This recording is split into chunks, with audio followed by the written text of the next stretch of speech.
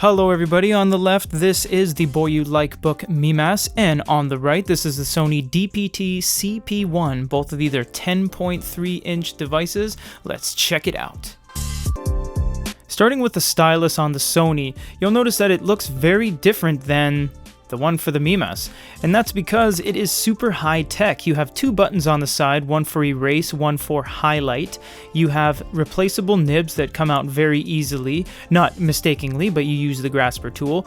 The nib actually is graphite based, so it actually wears down. Not to the point like a pencil, but it does wear down eventually, but that actually gives you the best writing experience possible. You do have the back as well, and what this is a charging port, and yes, you do need to charge this up with a micro USB cable. You cannot avoid it. The stylus also has a magnetic snap that snaps into the side of the reader. Now, less complicated is the Wacom stylus for the Likebook Mimas. This is completely replaceable, doesn't need to charge, still has a button on the side, a button on the back for erasing, has a lapel clip as well, so you can clip this onto something, removable nibs as well. This thing works on Onyx devices, it works on Jezitech, it works on Boyue. It's completely universal. They're very cheap to replace. They cost probably about $14.99 if you need to find one of these, whereas this is available, say, on B&H Photo for $112 Canadian. There's going to be a lot of things we actually can't compare on these devices. For example, the Sony doesn't have a glow light, audio, home screen even. It doesn't even have the ability to connect to Wi-Fi without a computer, so we can't show browsing. We can't really show anything outside of PDFs and notes, whereas the Boyue is a completely all-in-one. So let's go over the home screen. The Boyue has one and the Sony doesn't. That's not necessarily a bad thing. That just means this is more device oriented for the professional scene. You don't have things like quotes, reading statistics, apps, recommended books, and of course the app menu as well, because this is running Android. This is running Android as well, but there are no apps or anything like that, although goodyreader.com does have a feature where we can send you an over-the-air update to add an apps icon here on your device to unlock all of the Android potential, Google Play, everything else. It's not illegal, it's completely fine to do, and it's a service we offer. So in terms of the home screen, the most you can do on the Sony is press the button at the top, and this is just return to document, documents, folders, all notes, create note, and settings. Whereas the Boyue has A2 mode, back, home, multitask that shows you everything that's running at the same time. You have all your notifications here of things you've downloaded. You can switch over to the glow light, which the Sony unfortunately doesn't have, so we'll touch on this just for a sec. Boyue has orange lighting and blue lighting. It's very nice. You also have contrast control built into the actual UI. It controls everything. You have volume as well, because this is running full stereo speakers. You have the light, Wi-Fi, Bluetooth, and the battery symbol, as well as I mentioned books, notes, and apps at the top, whereas the Sony is pretty bare bones. Unlike the Onyx Books line of devices, which note take extremely well, you have to click a couple settings to actually get into it. Whereas on the Boyue, you can start writing, and on the Sony, you can start writing as well. They both dive right in without bogging you down with any pass-throughs or red tape. So what we'll do is we'll start on the Sony because it's a little more basic. We have pen color, and this is really nice. Although you don't actually write in red ink, when you export it, it will be red. So when you save this to your device or you export it to your internal storage and then to your computer program, it will end up being red. So if you're grading papers and you go like this, your X's can be red and these can be all blue. So that's kind of a cool feature. You do have pen thickness, and this is very important because this doesn't have any levels of pressure sensitivity. Whether you press really hard or really lightly, it's going to make the same line. Eraser size is very nice as well, so you can press and hold the button closest to the front of the device and erase using the eraser size. And if you click the second button, you can actually highlight. This is one of the quickest highlighting devices of any e-ink device we've ever used. It beats any long press. It even beats the Boyue's octa-core processor in terms of highlights. It is lightning quick, and you can highlight over and over and over again up to 11 times and have 11 shades of black on the overlapping highlights. It's really cool. Other than that, you can't pinch and zoom on it, so you have to use this, and this is tap the circle of area you wish to zoom. Once you do that, you zoom into some random place with no minimap, no zoom levels, and there's not really anything you can do from here. You can't even really navigate it properly because you don't know where you are on the page. You have to click exit to get out of that. You also have search, and this allows you to search text or search the marks that you've made on here. You can also press this, and this shows you some other stuff that we're going to show you after we cover the Boyue, and we'll compare those. So the Boyue over here, I'm going to use my right hand because I am not ambidextrous.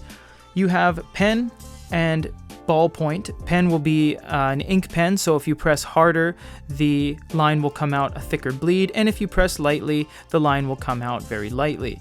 The note-taking is very nice, especially with the ballpoint pen and a very large pen size, because the line is consistent all the way through. You can make your notes, circle things, stars, even color things in like that. So that's all very nice. Go back to the ballpoint pen, we have white. So it's not quite like the red and blue that the Sony has, but it is nice because you are able to pretty much erase the PDF because you're drawing in the background color, essentially. Tapping the center again, you have erase, well, it says erasure, but it's basically eraser. So you can flip this around, and once we get out of the menu, you can start erasing the strokes you made. Now you can also wipe the page entirely clean by just clicking erase all. That will get rid of everything. Clicking here, you are able to export your PDF or to Evernote built in if you want to save your page. It does not affect the stock file, so you won't be ruining it at all. You can pinch and zoom on the Boyue. It's actually not the quickest experience, and again, they don't give you a mini map or zoom levels of any kind, but you can do long press on it, and technically you can kind of do long press on here, aka highlight, but that's all you can do. Whereas on the Boyue, you have copy, underline, annotation, wiki, and translation. You get all the same features as you would in the e-reading department as well. This is actually where the Sony excels, because all it can do is notes. It better do something like this, and it does. The Boyue, although it has a landscape mode, doesn't really have the ability to do two-page spread right out of the box. You can download any PDF app you want on here and have two-page spread, documents side by side, whatever, but the Sony has it right out of the box where you can actually command both of these individually. So you have a PDF on the left, for example, that I can make notes on, and I have my graph on the right where I can make notes on, and these are actually two separate things. You can see I can choose any PDF I want on the right, operations guide, and I can choose anything I want on the left.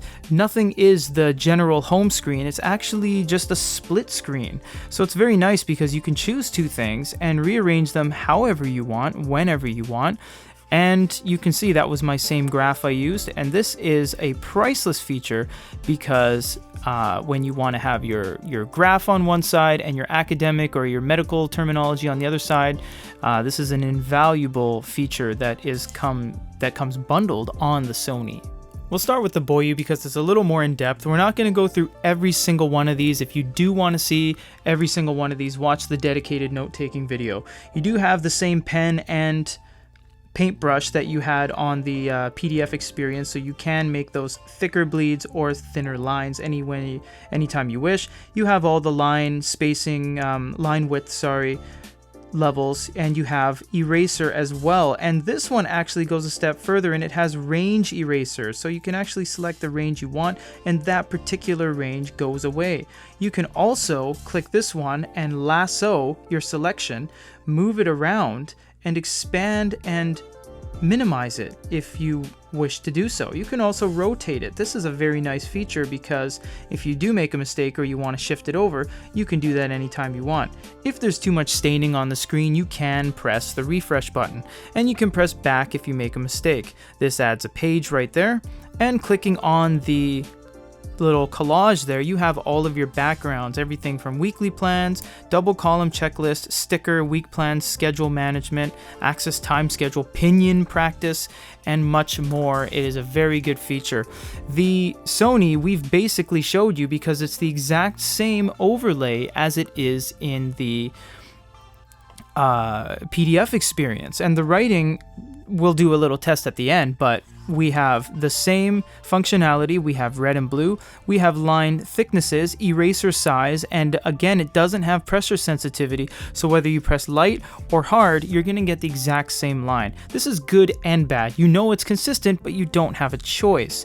Again, you have the same tap the circle in which you want to zoom. You can make closer notes, but the only way to get out, as again, is to press exit. And you do have all the same features you had on the right, so documents side by side, 2-page spread. Page flow doesn't even work because there's really no text or anything because this isn't a PDF. And the button on the left here simply shows you your recently reads, which is basically the same as clicking this and going back to document. You can't change them on the fly. You actually have to create a new note every single time you want notepad, meeting notes, graph, daily schedule, etc. So if I want a daily schedule, I would have to create a brand new note to get my schedule here. So make sure you start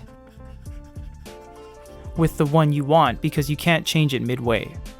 Now on both of these, we're gonna write big, medium, and small, starting on the Boyue. The writing on both of these when you choose the consistent mode they're very good. Now, I must add that so far there hasn't been a device that writes and feels as good as the Sony.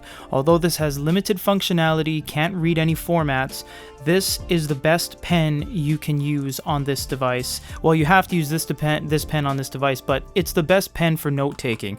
Everything else kind of comes second. Boyue, Onyx, and especially writing on tablets like using the Apple Pen and so forth, because it's like writing on a piece of glass, which you are basically writing on a piece of glass. This simulates the closest thing to you writing on a piece of paper on a hard, like granite surface, I would say. You get a lot of resistance, you get that kind of very subtle vibration through the graphite tip, and you get a very, very good and superior writing experience on e-ink. This isn't a warning, but it is meant to be a disclaimer. The Sony can't do anything on its own. What I mean is you can't connect to Wi-Fi, as I said earlier. You need a computer program. You can't load files onto it. You need a computer program. You can't do anything on this device. It's very reliant on the computer. You have to have the Sony digital paper app. You can't even let the pen run out of juice. You have to recharge it.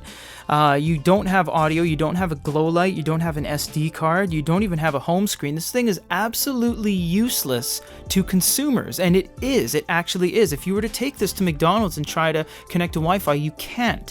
But in the prosumer or professional scene, law firms, medical institutions, educational institutions, this is the desired choice. We have sold many of these to legal firms and hospitals because they find it very, very reliable, because it only runs PDF, even though every single file format will say PDF as if it reads something else. It doesn't. It's just PDF. That's it. Know what you're getting into.